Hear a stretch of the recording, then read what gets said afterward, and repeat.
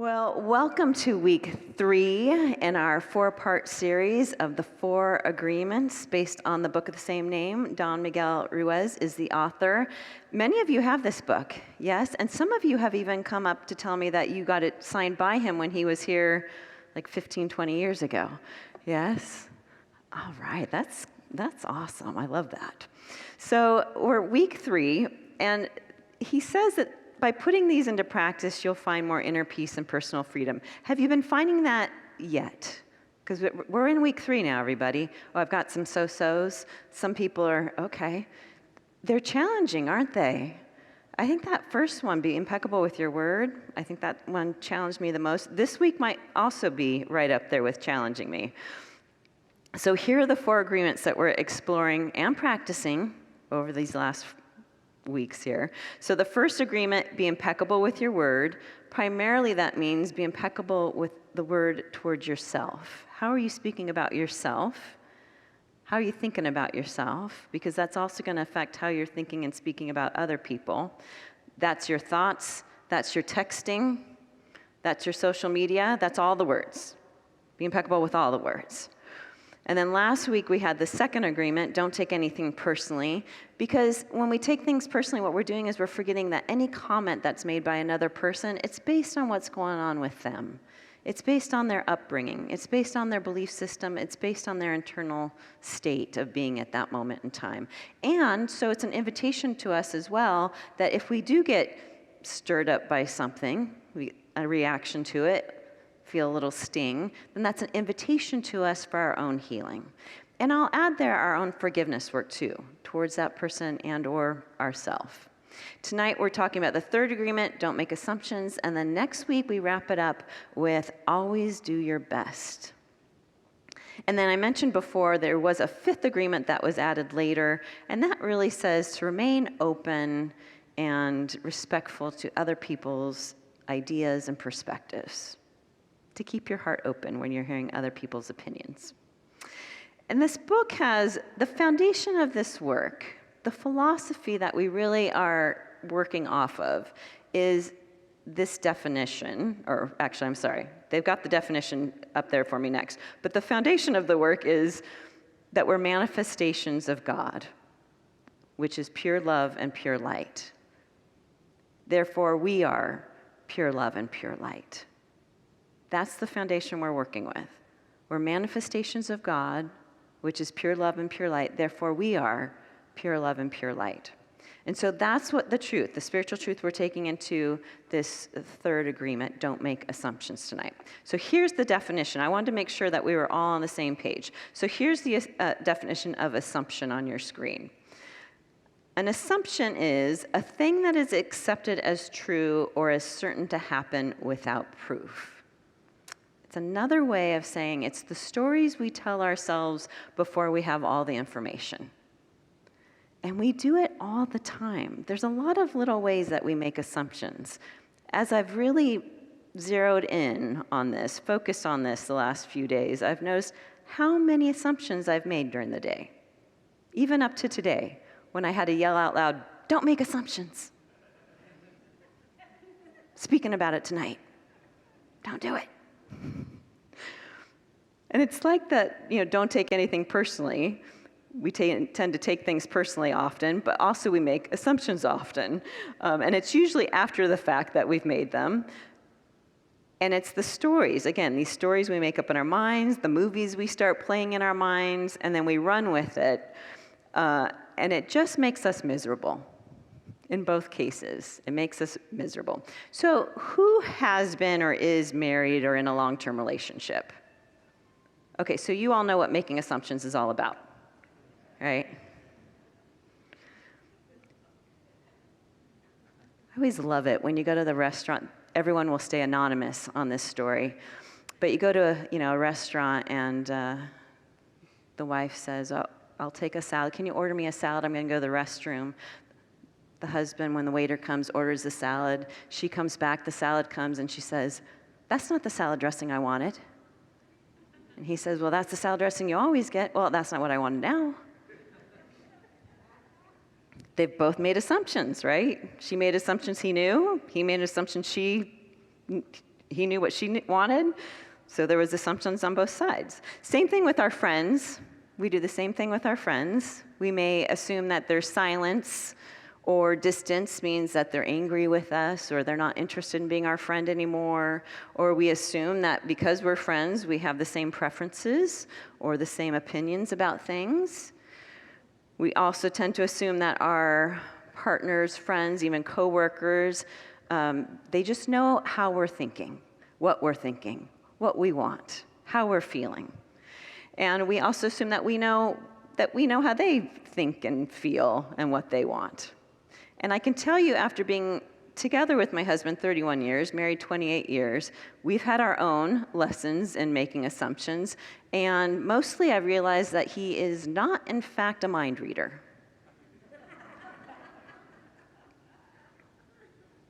I thought that was in the description for husbands.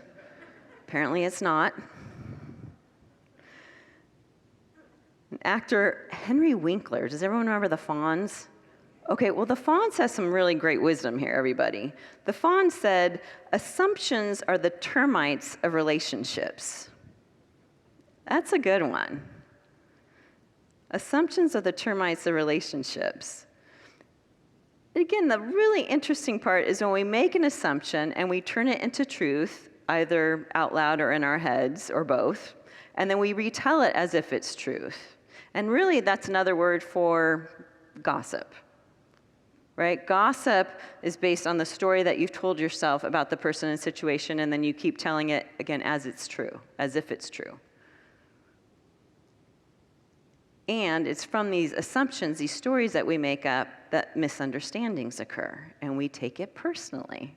And then we create with our words an entire drama. So can you see how we've broken 3 agreements in one?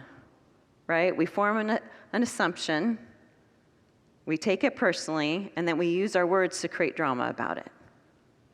3 broken agreements. And I found this from science. Science says that a single emotion lasts about 90 seconds. 90 seconds. But someone can give us a look or say something, or a conversation doesn't, really sit well, and then we build a whole story around it. Now, the emotion around that passed within 90 seconds, but it's the story that keeps it alive. Our nervous system then responds to the story we tell ourselves over and over and over again, but not the actual event itself. In other words, we suffer more from the story attached to the interaction than we do from the initial emotion. It's the story we keep telling ourselves that keeps us in suffering, not the initial emotion. Here's what our author, Don Miguel Ruiz, says here on your screen. All the sadness and drama you have lived in your life was rooted in making assumptions and taking things personally. That's pretty powerful. And I was thinking, it's also a case of us using our spiritual attribute or ability of imagination against our own selves. In Unity, we teach about the 12 spiritual powers or attributes. So of our 12 spiritual attributes, imagination is how we visualize and create and manifest in our life. So we can use imagination to create a garden with rainbows and unicorns, or we can use our imagination to imagine a boogeyman under our bed. Today I had a whole zombie apocalypse happening.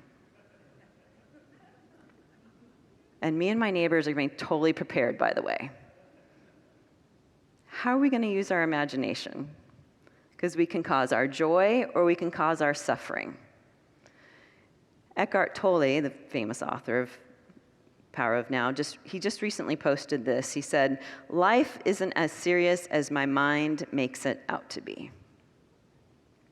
The power of our imagination, our word, and the stories we tell ourselves. So when we aren't sure about what someone has done or not done, said or not said, what if we respond with curiosity instead of judgment? What if we come to the other person with an open heart, without a preconceived story? What if we come ready to understand the other person? So Brene Brown, who I love, she tells this story. I've told it in classes, I know, maybe on Wednesday nights, but she had an interaction with her own husband, and she started using this technique, which is, the story I'm telling myself about this is. I will say, it has also saved my marriage. The story I'm telling myself about this is. You know, there was a time that my husband Juan, he'd come home later than I'd like. The kids were little. I wanted us all to eat dinner together. And so I would start getting all worked up about this, because then the story I was telling myself, I started realizing, was that, you know, Juan, the story I'm telling myself is that you're more dedicated to work than you are with the family. Or you'd rather be with your coworkers more than you'd like to be with us.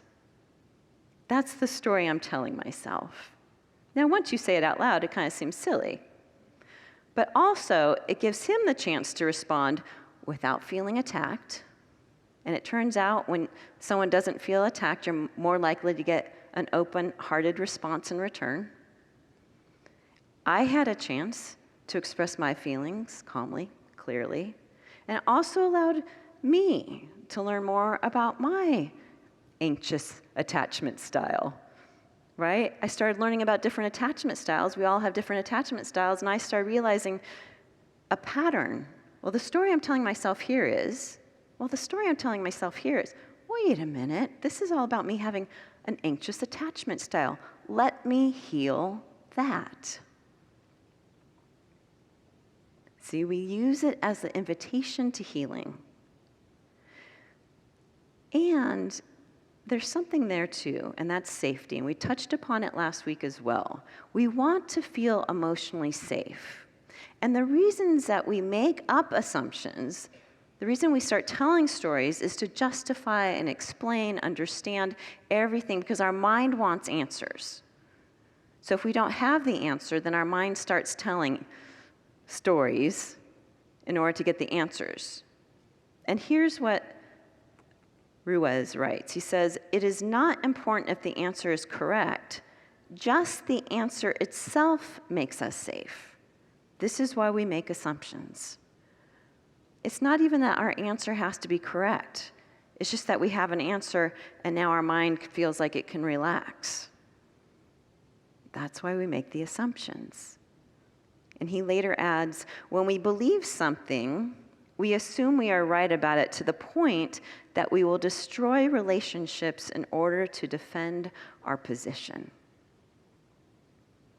When we believe something, we assume we are right about it to the point that we will destroy relationships in order to defend our position. So here's an opportunity to release the need to assume and to embrace the peace of understanding.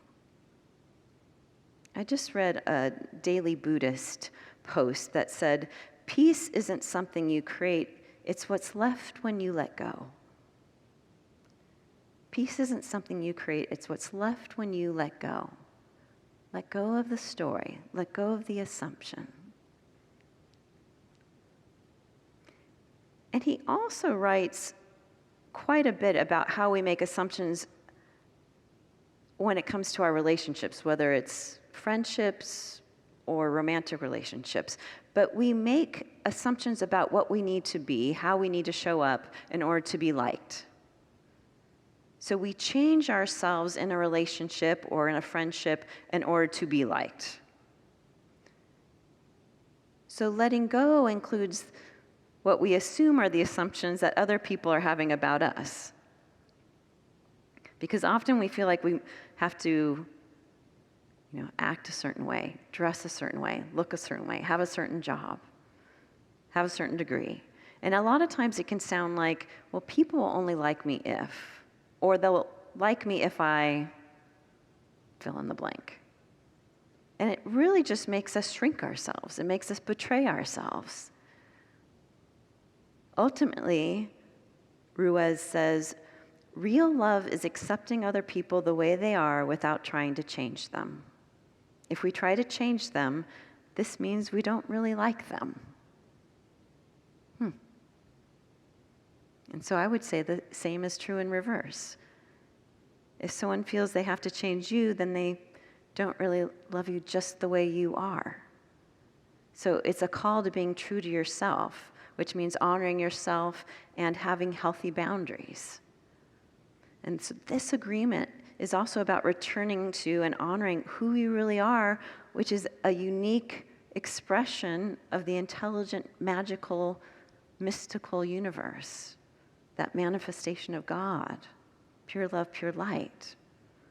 It's about returning back to that foundation principle that all of these agreements are based on. So there's 2 steps that Don Miguel Ruiz lays out for us to help us prevent making assumptions more often. So the first, ask questions. Communicate clearly. If you don't understand, ask again. If they seem not to understand, say it another way. Instead of getting impatient or angry, how else can I help them understand? But ask as many questions as you need to be as clear as possible. And I just heard a great podcast from Tara Brach. She's a Buddhist teacher and psychologist. And she said, thinking about this person that maybe you're having a disagreement with or you're not understanding what's going on with their life, and just asking either personally or to your own self, what is your life like for you right now? Maybe going up to a friend who maybe has been out of sorts, or maybe they've gone through a big event, a layoff, a divorce, a death in their family. What is life like for you right now? Just to extend that compassionate heart to another person. And be committed to creating loving, kind connections through, again, clarity, compassion, truth, including your own truth. Be true to who you are. And then the second step is to have your voice heard. You get to have your voice heard. You can ask for what you want. Everyone has the right to have their voice heard and their request heard, and everyone has the right to have their reaction, have their feelings. But we as adults are not responsible for another person's reaction, as long as we're being impeccable with our word. And even then, everyone gets their own reaction. So sometimes we think, I've heard people say, well, I didn't really want to go to the party, but I didn't really have anything else planned, so I felt like I should say yes and go to the party. But you can just say, no, thank you. I'm not going to go to the party. You don't have to have anything else planned on that night. You can just say, no, thank you. Go be in your jammies. Enjoy yourself. Honor yourself. You have the right to say no. No is the complete sentence. Or you can say yes, but do so because you want to, not making assumptions that you think you're saying what the other person wants to hear. Say what you want to say. So asking as many questions as you need, giving your answers as many times as possible, communicating without emotional baggage or manipulation around it. Because when you don't make an assumption, it means your word becomes impeccable. So I worked with Reverend Sherry James, I mentioned that before, in California. And we were going through this book together when we were co-ministering. And she helped me learn that when we make an assumption, what we do is we close off possibilities. Because we've created a story that limits the good that can come from the situation. We've created a story and limited spirit, the universe's creativity and abundance from flowing with ease. So here's from author John Seeley Brown. It's here on your screen. It says, the harder you fight to hold on to specific assumptions, the more likely there's gold in letting go of them. So we can use our word. We can use that power of creation along with our imagination to manifest relationships, all types of relationships that are fulfilling and healthy and caring.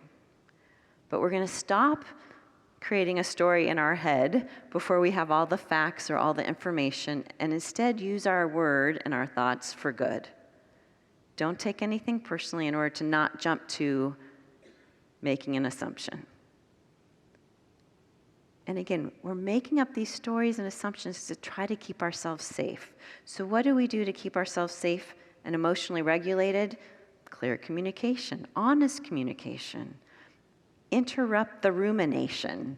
The rumination is the result of the assumption. So as soon as you start hearing yourself making up a story, creating a story, say to yourself, I'm starting to tell myself a story. Or the story I'm telling myself about this is.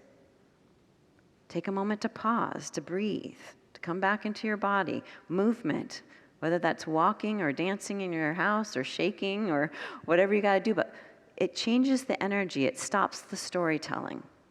And then being mindful with our words, being impeccable with our words. So we don't feel the need to explain what we don't yet have the answers to. It's okay not to have all the answers. And then we heal those parts of us that get charged. And another big part of this too is it helps to make connections with other people who are committed to their spiritual and emotional growth. So look around, that's everyone here, right? When we come together in community and we're all together growing spiritually, emotionally, we're interested in that, we're invested in that. It helps build a community and a support system that keeps us feeling emotionally safe. So instead of making assumptions, we can be here now, taking care of ourselves now, honoring ourselves now. Another great actor, Alan Alda, here's what he said. It's on your screen. Begin challenging your own assumptions. Your assumptions are the windows on the world. Scrub them off every once in a while or the light won't come in. So this week, as we practice the third agreement, don't make assumptions, we let the light in by remembering that peace begins when we stop trying to read minds, when we stop predicting motives, when we stop writing stories without all the facts, because assumptions cause suffering. So choose peace. So starting now, we're going to choose curiosity over conclusions, compassion over judgment, honest communication over fear. Because curiosity allows for connection, clarity creates emotional safety, and it's that emotional safety that we're all longing for. And then we're going to use our imaginations for love, to create oneness instead of fear and separation. Because what we experience when we release assumptions is that we've created space for understanding, healing, authentic connection. And it's in that space that spirit, the divine, has room to move and create the highest and best experiences for our lives. That's what we're working on this week, my friends. That concludes our third week in the series, The 4 Agreements. Blessings, everyone.